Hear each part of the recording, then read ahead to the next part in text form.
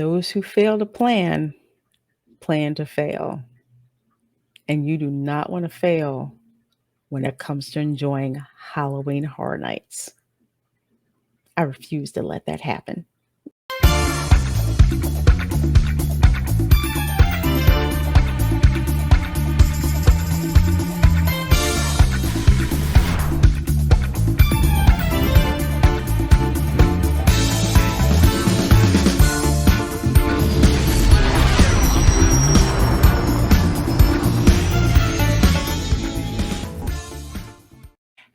Hello, everyone, and welcome to my channel. I'm Reina Creole, bringing you that spice to sci-fi and pop culture analysis, and of course, keeping it real when it comes to theme parks.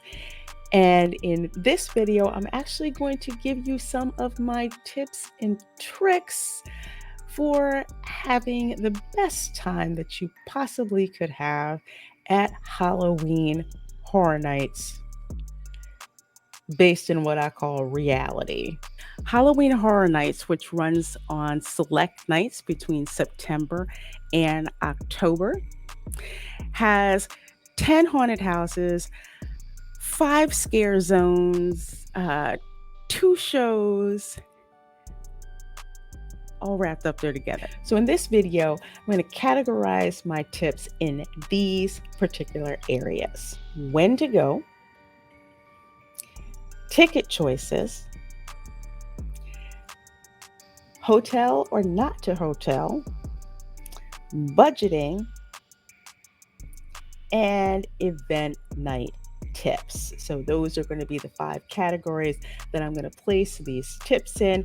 And of course, in this video, I will have the chapter set up so you can kind of browse to whatever section is of interest to you. All right, so before we get started, please do your girl a favor. Please do hit that subscribe button. And if you do me the privilege of subscribing to my channel, also hit that notification bell so you can be notified when your girl has hot, fresh content to enjoy. Well, I should say for you to enjoy. So with that said, let's get into the video. Why would you go in there? Don't go in there. Oh, really?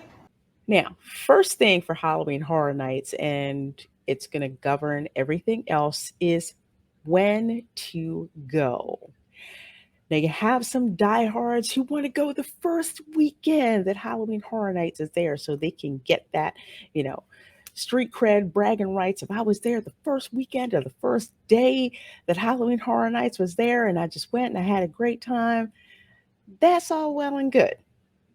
That's all well and good. Some people like to go near the end of October, Halloween night. They're like, yeah, I want to go then. Whenever you decide to go, there's going to be a certain ticket price that may or may not be what you expect. Now, for individual tickets, and by individual tickets, I mean you buy one ticket for one particular night of Halloween Horror Nights. It can be as low as $74. It could be as high as over $100. That's, again, dependent on the particular date. So you got to ask yourself, are you planning to go when the event is available starting September 2nd? Please keep in mind, September in Florida it's still awful, and we're still in hurricane season. That's something to keep in mind. Or do you want to wait until October when it's somewhat cooler and you may feel like you're more in the Halloween spirit? That is something to keep in mind. So ticket choices. Again, you have your individual tickets that you want to purchase for a particular night, or you can get the passes that they have available. As you can see on the screen here, you've got the single night tickets, which starting at $73.99. Of course, can vary depending on when you decide that you want to go, or you can go with the pass option. Some of them are just passes that are just good for 1 month in August. Some are only valid for certain nights in August and September. Some are only valid from Sunday to Thursday. Some are only valid from Sunday to Friday. Some are valid that whole entire weekend. You have the Halloween Horror Nights Rush Your Fear Pass, and this one starts at $129.99 per person. You get select nights, basically the first 17 nights of the event, and you have to pay attention to when those nights are, when you can go, or if you try to go and your pass isn't valid for that night, you're going to kind of be stuck. We've got the Halloween Horror Nights Frequent Fear Pass, and this one you get 27 nights. And you're able to attend Sunday through Thursday of the event night plus the first weekend. So this actually includes Halloween night, and this is $179.99 per person plus tax. The next one that you have here is the Halloween Horror Nights Frequent Fear Plus Pass. Now, this one you get 36 nights. You can come every Sunday through Friday of event night, plus the first and last Saturday evening events. And of course, that's $219.99 per person. And then, of course, for your horror junkie, you have Halloween Horror Nights Ultimate Fear Pass that includes all of the days. And not only does it include all of the days, but you actually get free regular parking. This is $324.99. Now, we're going to put a pin in that one because when they talk about parking, I'm going to get back to that later on in the video when it comes to parking, because yes, Universal is collecting that money with respect to parking. No free parking after 6 p.m. on Halloween Horror Nights. But I'll get back to that. But again, they're not exactly cheap. But, if you're going to invest $70 or to $100 already, and you're going to be in the Orlando area more than once, you might want to try the event more than once.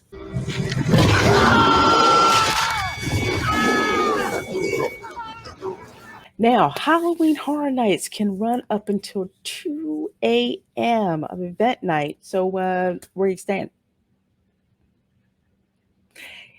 If you're a local, that's pretty much easy. You can just drive home. It'll be kind of late when you do, but you can drive home.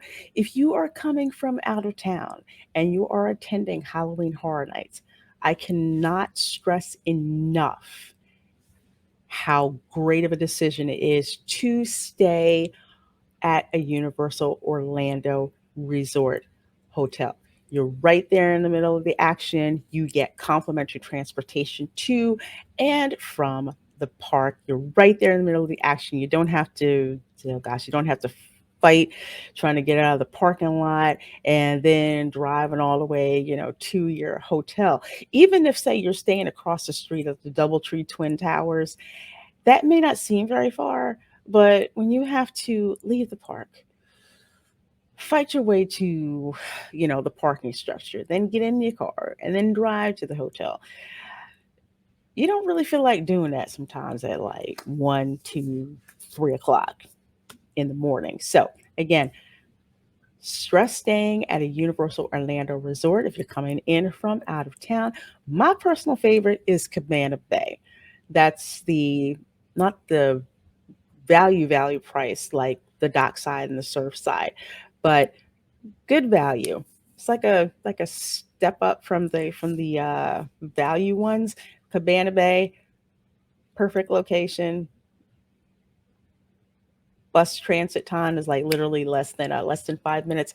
Personally, I like the theming of Cabana Bay. Easy to fit your budget. They got a Starbucks. They got a food court that is full of all kinds of reasonably priced food and drinks. Personally, I like it. You can't go wrong with any of the Universal Resort hotels, but for Halloween Horror Nights, I recommend Cabana Bay or the dockside or the surfside resorts. But again, Cabana Bay, my favorite. I say go for it. Okay, so let's see. So we got Express Pass, Express Pass, about $200. Uh, ticket, one night ticket, about $100. So probably talking about $300 plus tax right now. Okay, so we're at 300.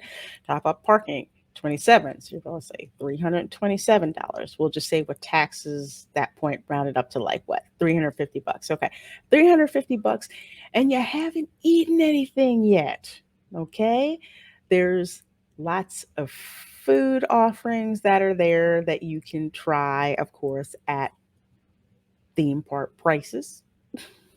It's not cheap. Some of it is tasty. Some of it probably is not. But on the whole, I've had a great experience with the food, and especially the different offerings that are being there. So see what's interesting, see what's there on the menu, and try it. But to eat there, I would probably say between the entree that you pick, the entrees kind of run between like eight to like maybe like $15, depending on what they're doing there. Then, of course, you have the drinks that are always marked up. Then, oh, brings me to the other thing, alcohol. Um, Lots of specialty drinks, but they are light on alcohol. Yeah. So my suggestion is if you buy alcohol that's at Halloween Horror Nights, get the souvenir glass because trust me, the drinks are watered down. Just letting you know. There's also merch, plenty of merch that is there. So you might want, a beanie hat. You might want the Halloween Horror Nights shirt. You might want all the trinkets that they have there. You might want desserts, things like that. It's not out of the ordinary to budget at least $100 when it comes to souvenirs and stuff like that because you're going to want things. Halloween Horror Nights has some crazy amount of merchandise that is out there. So $100 minimum in spending money per person. And that's just for souvenirs. For food, I would budget $50. 100 if you're into alcohol. So, with all that in total, a safe budget for one night at Halloween Horror Nights, including your base ticket, including your express ticket, including your parking, and including your food, and including your souvenirs, I'd say $500. This does not include your hotel bill. That's going to be on top of all of that. But again, this is a guideline based on your girl's experience. Your mileage may vary.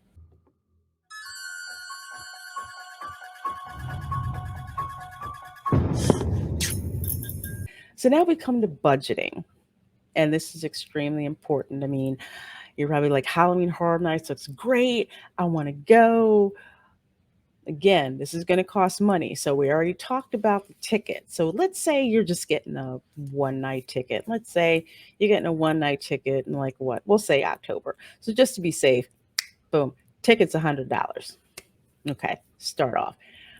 One of the things that I did not mention, which is imperative if you are going to Halloween Horror Nights, that would definitely be the Express Pass. And I'm going to talk a little bit more about that in the event night tips.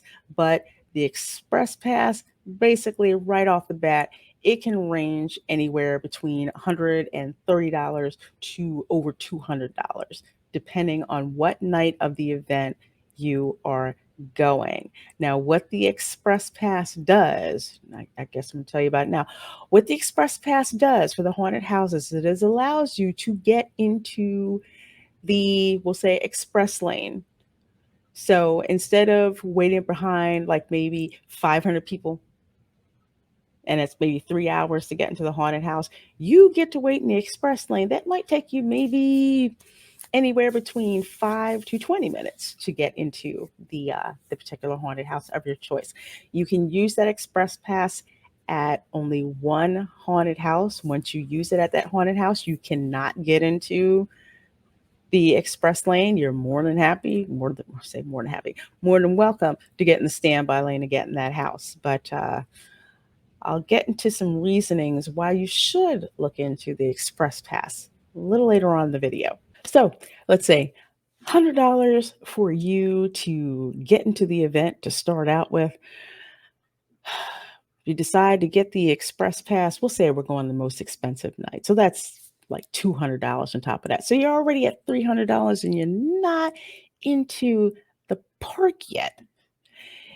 If you're not an annual pass holder, you're going to have to pay for parking. So you can drop an extra 27 bucks on top of that. Now, if you are a Universal Orlando resort guest, you do have to pay for parking at your hotel, but you can just take transportation provided by Universal Studios Orlando to the park. So you don't have to deal with a parking structure issue. As a matter of fact, I highly suggest you do that.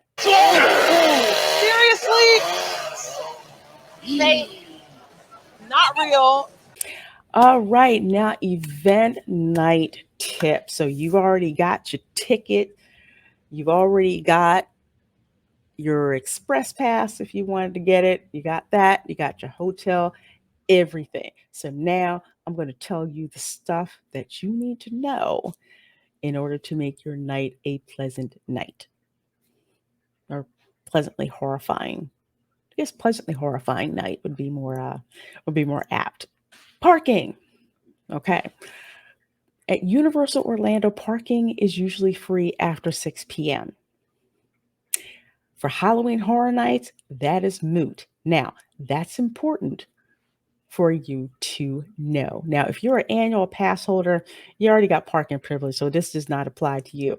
However, if you are going to the event that night and you have your car with you, you will need to pay the $27 starting. That's what parking starts at. $27 for self park. I forget what it is for preferred. I think it's like 50. And there's valet parking if you want to do that. Oh, if you put out the money for valet parking, you get your own separate security line. So that actually is a nice perk that you're paying for if you do that. Or if you have the top tier annual pass for Universal Orlando, you already get complimentary valet parking.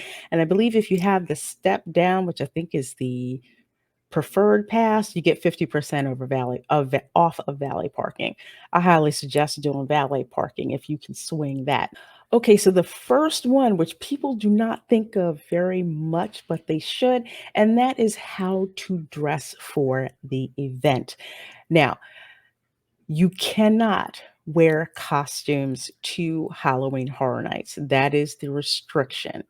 Can't have you being mistaken for one of the scare actors at Universal. So they do not allow that. So leave your Leatherface mask, leave your Michael Myers mask, leave, your chainsaws. Like, just no.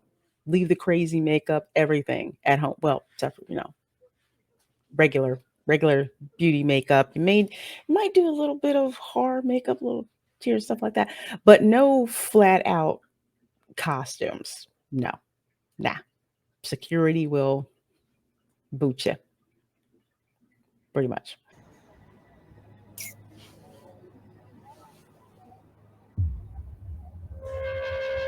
So for dressing, dress for comfort.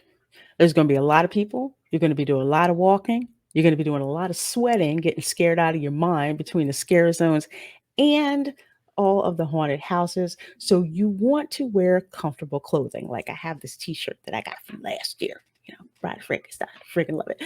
So you get like your Halloween Horror Nights t-shirt or whatever t-shirt that you want to wear. Make sure you have comfortable pants. My favorite are the athletic pants. I love the Fabletics brand. So last year, I'm probably saying this year, I wear the same ones. It's got the cargo pockets on the side, stretchy material, looks sexy, but has lots of pockets and it's moisture wicking. So it wicks the moisture away from you. Make sure you have comfortable shoes on because you will be walking a lot. Now, for my fashion babes, I know you like to wear the high heels and the cute heels and stuff like that. You will be cursing the day that you were born because you may be doing a lot of running in the haunted house. Maybe. Just saying. Wear the comfy shoes. Whatever shoes you're going to wear, break them in because you're going to be walking a lot. And it's not fun when you're in this park that you spend a bunch of freaking money on and your feet are hurting. It's going to make you miserable.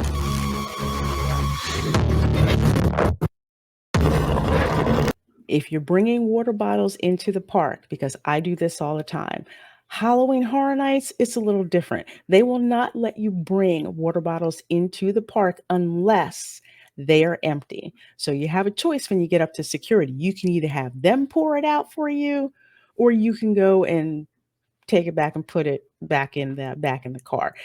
Reason for that is they're selling alcohol at Halloween Horror Nights, and they do not want to sneak in your own Bacardi, Natty Ice, Grey Goose, Stolichnaya. No, no, they don't want you sneaking that stuff in. So that's why. So make a note of that and make sure you bring an empty water bottle. Also, bring a portable fan if you have one, because there's a lot of folks, a lot of sweating going on. Bring the portable fan. I'm also a big fan of headbands too. Why? Again, it keeps the moisture wicked off your face, keeps you comfortable, keeps you cool.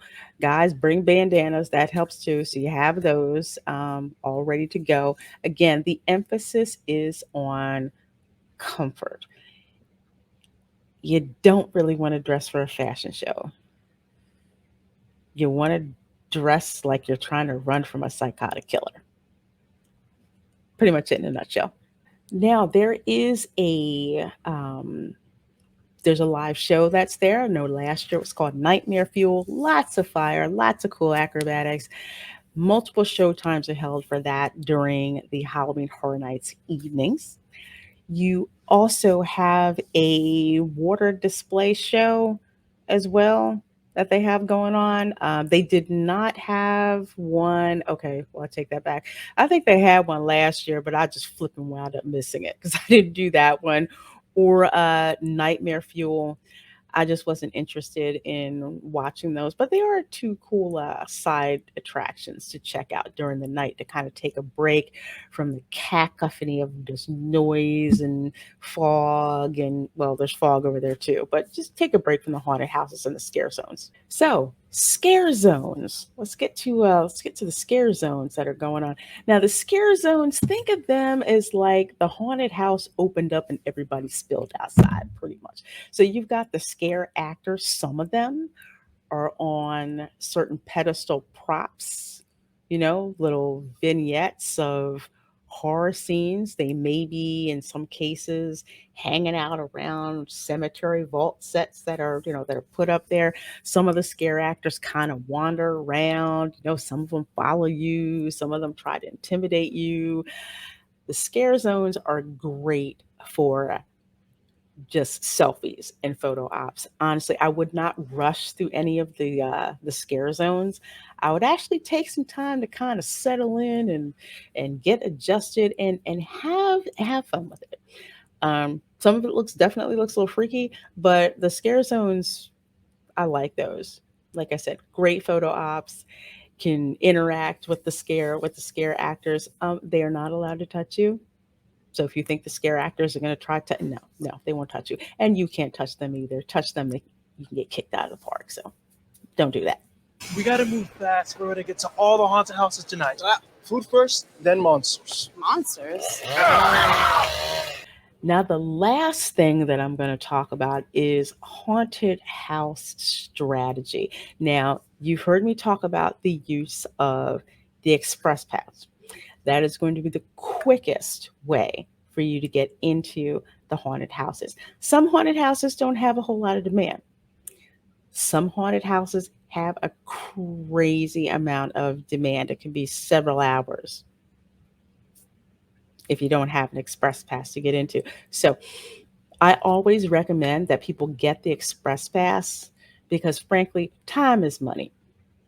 So if you have more money than time, if you want to sit in lines, if you want to do that, then okay, more power to you. But the express pass, It's pricey, but you will be glad that you have it. The Express Pass is the difference between you doing all the haunted houses starting at 7 o'clock and being done like maybe around 10 to 10:30, as opposed to being there until like 1, 2 o'clock in the morning. And you may not get to experience the haunted house of your choice or haunted houses of your choice, which will be really disappointing considering how much money you've already had to put out to go to this event.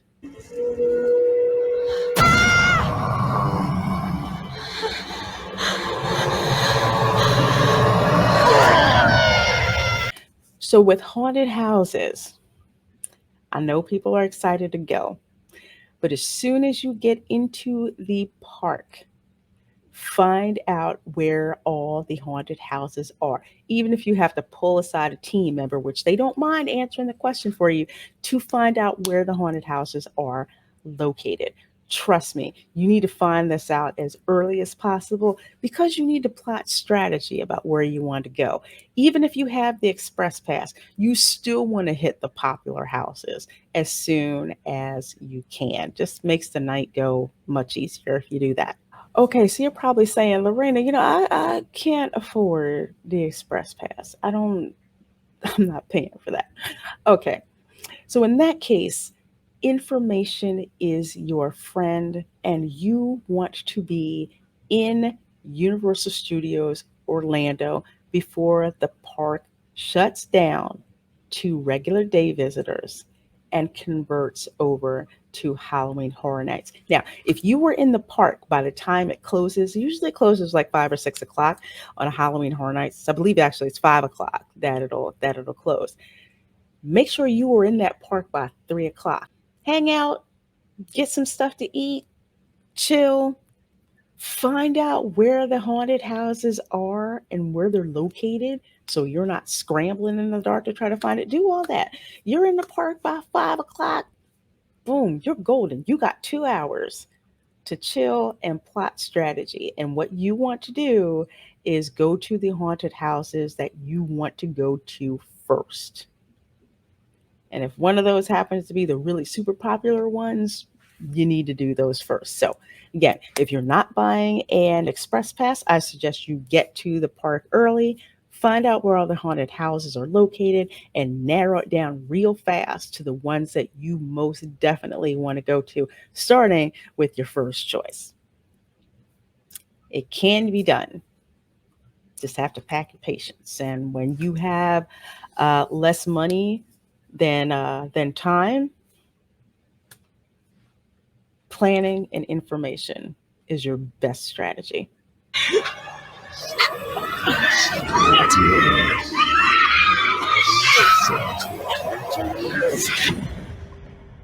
Okay, so those are my tips for having a enjoyable time at Halloween Horror Nights. Again, these are just tips, guidelines, things that I've learned, stuff that I've seen at Halloween Horror Nights, and hopefully they can be helpful to you. So if you got some value from this video, please do your girl a favor and hit that thumbs up button. I would wholeheartedly appreciate it. And if you have comments or questions about anything in this video, let me know in the comments so I can answer you, because I would love to give my advice to you. My advice in $2 maybe could buy you a cup of coffee at Starbucks. I don't think it can, but I'll try to let you know as much as I know. All right. So with that said, that's going to wrap up this video, and I will see you in the next one. Bye. Okay, that's definitely not. Oh, make sure you bring a buddy. And if you go to the Halloween house, tell Michael Myers I said what's up.